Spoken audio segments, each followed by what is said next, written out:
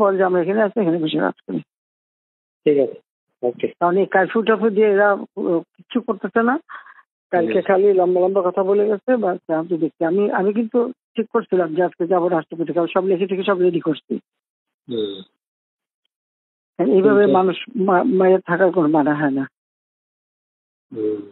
Emergency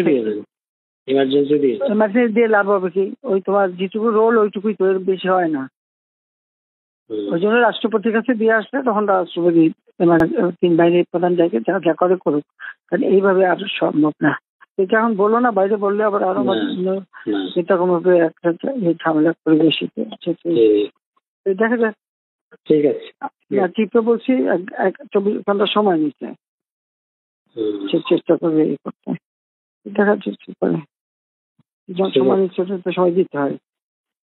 আমি বলেছি আমি কিন্তু থাকবো না, সোজা কথা, আর না, অসম্ভব এই দেশে আর না। ঠিক আছে, এটা আপনি আমাদের নেতা কর্মীদের কিচ্ছু রাখতেছে না।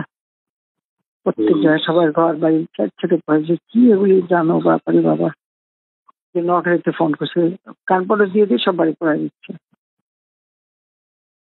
আর ডোনাল্ডো আমার সাথে 4টার সময় কথা বলতে চাইনি। 4টায় ব্রিফিং দিয়েছি, কথা বললে বলুক কি বলে শুনি। আচ্ছা ঠিক আছে, ওকে। জি।